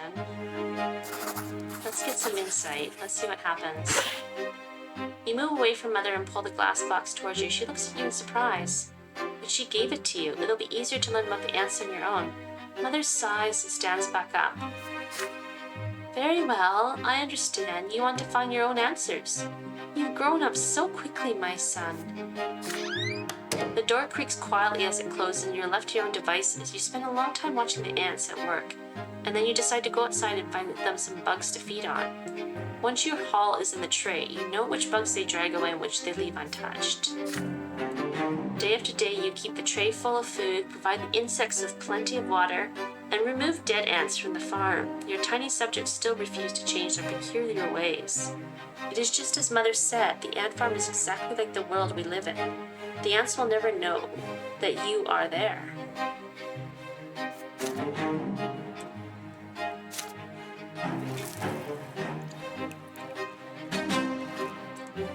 You experience an insight when your mother tells you about the ways of the world and the lots of its inhabitants.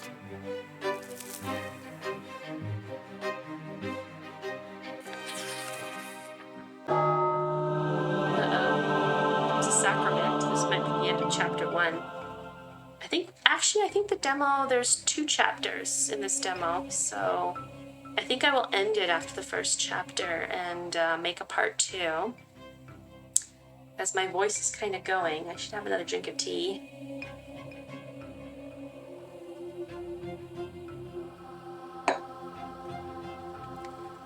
The father and mother have been focused on Nathan and you since early morning. Instead of breakfast, you are told to say your prayers, wash your hands and faces, and get dressed in plain white shirts. Today is the day of your sacrament. Nathan, Mother, I want to go play in the yard. He looks kind of like... He looks like sad like his mother. Like he looks like older than a toddler or a young child. No playing today. You and Michael are big boys now. It is time for you both to have your first sacrament. No one can live without a lot. I don't want a lot. Be quiet and listen. You were born commoners, so you must accept a low-born lot before the twins. When you grow up, you will get a chance to earn a noble lot. Father and Mother take you to the carriage. Nathan is hungry. He starts whining. Grandfather's the last to get in the carriage. His eyes are on you and your brother, looking for every fault. Soon the carriage is moving along the streets of Anazot, slowly and solemnly. One more turn and you see the colossal white building marked by 2 massive pillars. For the first time in your life, you are to enter the Church of the Twin Gods. You enter the gate and walk under the splendorous dome of the church. The church hall. Oh wow, look at that. One is marble, one is like sharp.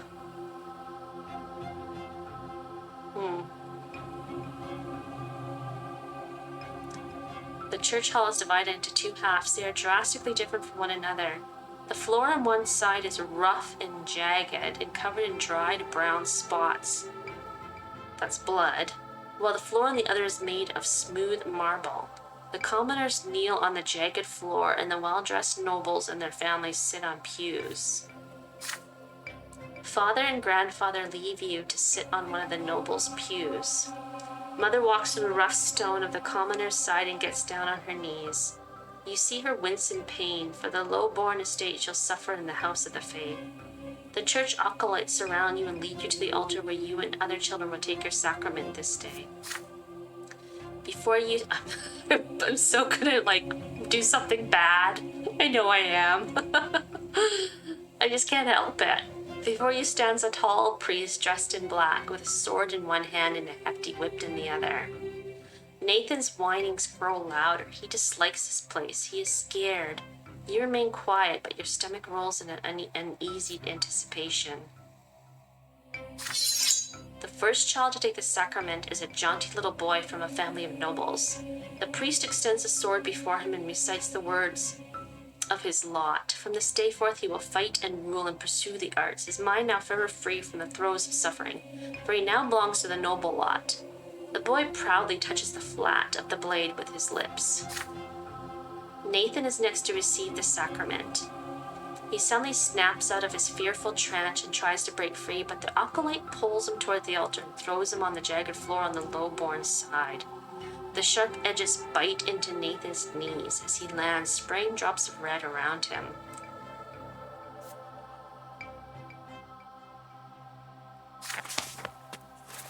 I don't wanna, Michael. Why do they want to whip me? What did I do? Did nothing, kid. They're just evil. That's what they are. Evil. You try to break free and run to Nathan's side. You want to give him courage and protect him, but the acolyte's grip on you is too firm. You feel utterly helpless. Your little brother has to face the world all by himself. The priest starts reciting the words of the lot as he swings the lash over Nathan's shoulder.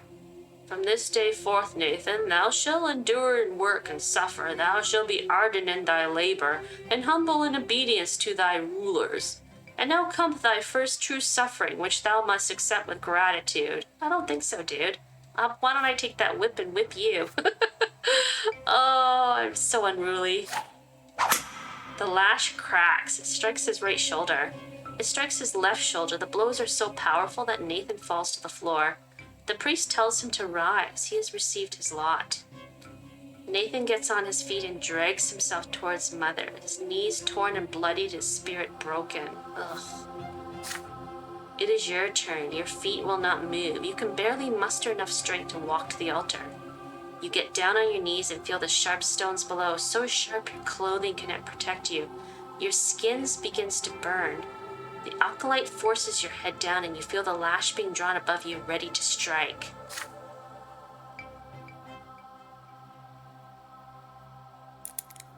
The priest's words are for you now. This is thy sacrament. Thou shalt work and endure and suffer. Thou art about to receive thy first true suffering by the sacred lash. Thou wilt accept thy lot? No.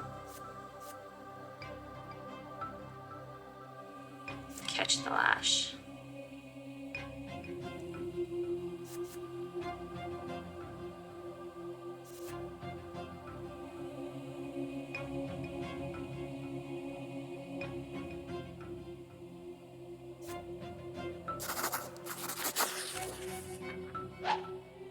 The lash strikes, but your hand flies up and intercepts it before it can reach your shoulder.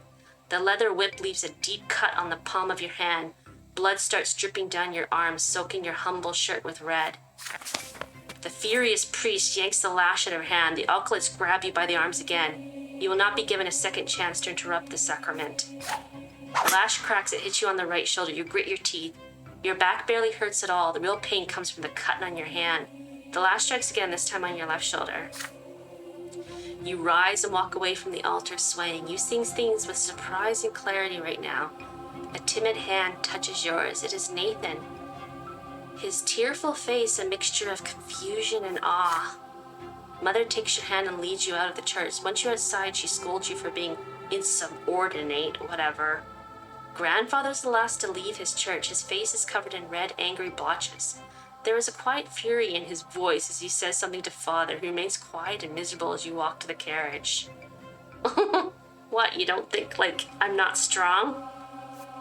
You defied a powerful will that day. There is fear inside of you. You fear that this will might one day destroy you. I don't think so.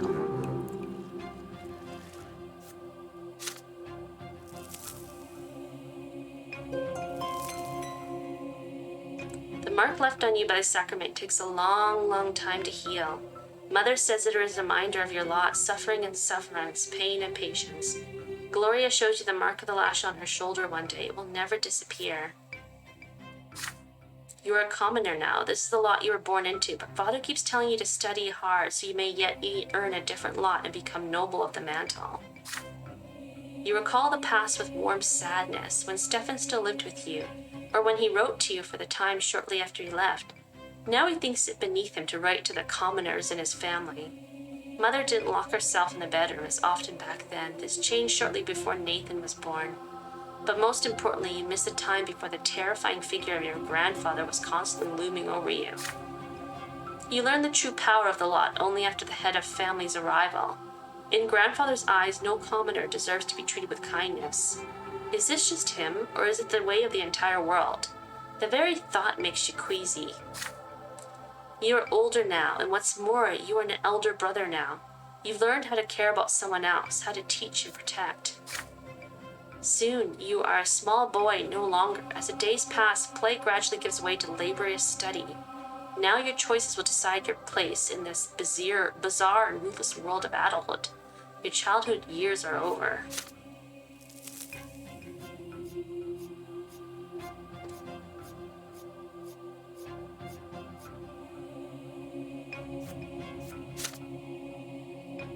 It's just telling me stuff that I did. Yep, I did die once. Die again in the second chapter. This might be the second chapter. Adolescence.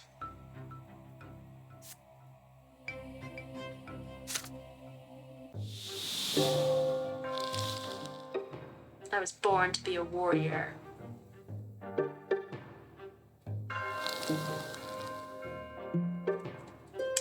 So folks, this is chapter 2.